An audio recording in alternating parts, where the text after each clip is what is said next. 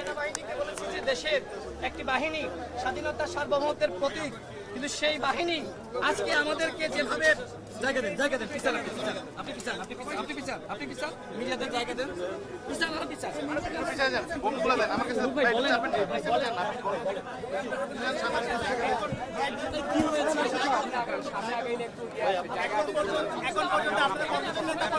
এই তোমরা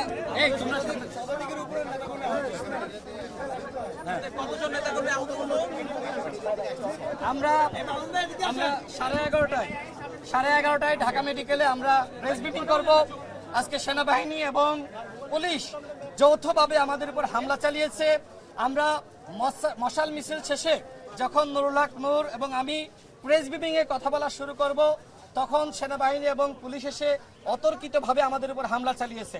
আমি সবেমাত্র কথা বলা শুরু করতে যাচ্ছি, সেই সময় সেনাবাহিনী এই হামলা চালালো।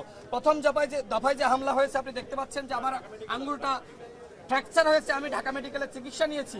এরপরে এই অবস্থায় কিন্তু আমরা জাস্ট প্রতিবাদ জানানোর জন্য আমরা মশাল মিছিল করেছি, প্রেস ব্রিফিং করার প্রস্তুতি নিচ্ছিলাম। সেই সময় সেনাবাহিনী পুলিশ বাহিনী আমাদের কার্যালয়ের সামনে এসে আমাদের উপর হামলা চালিয়েছে। এমনকি আমাদের কার্যালয়ের মধ্যে ঢুকে আমাদের নেতাকর্মীদের উপর সেনাবাহিনী এবং পুলিশ হামলা চালিয়েছে।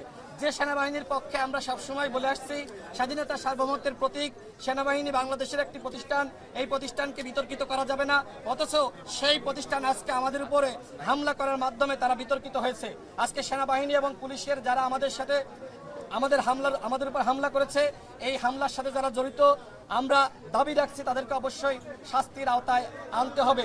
আজকে খুদা বক্স তিনি কি করছেন, তার নির্দেশনা ছিল কিনা, স্বরাষ্ট্র উপদেষ্টার নির্দেশনা দিয়েছেন কিনা, প্রধান উপদেষ্টার নির্দেশনা দিয়েছেন কিনা, অন্যান্য উপদেষ্টা সেনাবাহিনীকে এবং পুলিশকে আমাদের কার্যালয়ে ঢুকে আমাদের কার্যালয়ের সামনে আমাদের প্রেস ব্রিফিং যখন চলছিল তখন হামলার নির্দেশনা দিয়েছে কিনা, আমরা সেই প্রশ্ন রাখছি। আজকে আপার প্রতি আজকে এই প্রশাসনের, এই সরকারের কেন মায়া? আপা যে পথে গেছে, জাপাকেও সেই পথে যেতে হবে। আমরা আওয়ামী লীগের আমলে মার খেয়েছি, আওয়ামী লীগের আমলে আমাদেরকে রক্তাক্ত করা হয়েছে, নুরুল হক নূরের উপরে আওয়ামী লীগের আমলে 22 বার হামলা হয়েছে। আজকে এই অন্তর্বর্তীকালীন সরকারের আমলে আমার উপরে নুরুল হক নূরের উপর হামলা হলো। আমরা এই হামলার বিচার দাবি করছি। আসলে আমার কথা বলার মতো অবস্থা নাই। আপনারা তো রাজপথে অনেক আন্দোলন করেছেন, হ্যাঁ, অনেক এরকম হয়েছে, বাট আজকে এই অনাকাঙ্ক্ষিত পরিস্থিতি না, আসলে আওয়ামী লীগের আজকে যে আমাদের উপর হামলা হয়েছে, আওয়ামী লীগের সময়েও এরকম ন্যাক্কারজনক হামলা হয়নি। সেনাবাহিনী বুট জুতা দিয়ে আওয়ামী লীগের সময় আমাদের পিটায়নি, নুরুল হক নূরকে পিটায়নি। আমাদের কার্যালয়ের মধ্যে ঢুকে পুলিশ সেনাবাহিনী কেউ কখনোই সাহস করে নাই।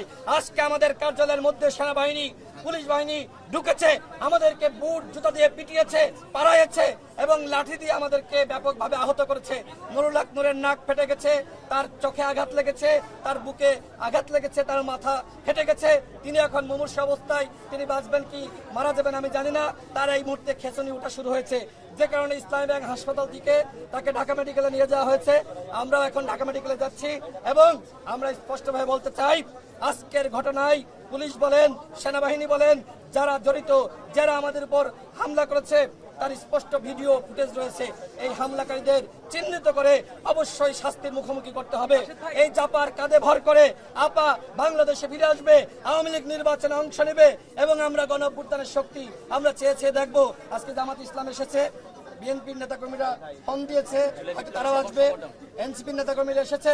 গণঅভ্যুত্থানের সমস্ত শক্তিকে বলতে চাই, এই আওয়ামী লীগ এবং একই সাথে জাতীয় পার্টির বিরুদ্ধে, 14 দলের বিরুদ্ধে আপনারা সোচ্চার হন।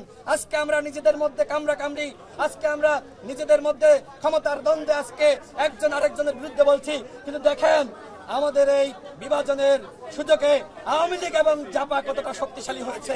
সুতরাং এই আজকের হামলার পরে প্রত্যেকটা দলকে বলবো, আপনারা প্রতিবাদ করেন, আমাদেরকে এক থাকতে হবে।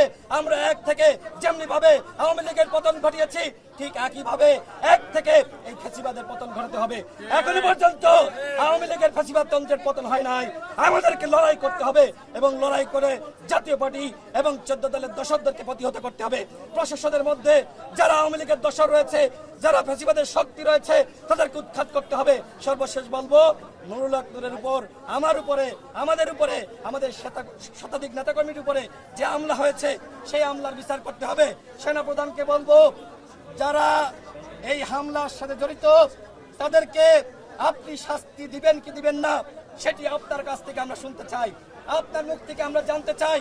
সেনাবাহিনীর ঊর্ধ্বতন পর্যায় থেকে আমাদের সাথে যোগাযোগ করা হয়েছে, পুলিশের ঊর্ধ্বতন পর্যায় থেকে যোগাযোগ করা হয়েছে, সরকারের ঊর্ধ্বতন পর্যায় থেকে উপদেষ্টারা যোগাযোগ করেছেন। আমরা স্পষ্টভাবে বলেছি, আওয়ামী লীগের পতন হয়েছে, জাপা কোনোভাবে বাংলাদেশে রাজনীতি করতে পারবে না। আমাদের যে রাজনৈতিক কর্মসূচি, এই কর্মসূচি যতক্ষণ না পর্যন্ত জাতীয় পার্টিকে নিষিদ্ধ করা হচ্ছে তার আগ পর্যন্ত চলবে। আমি আসলে খুবই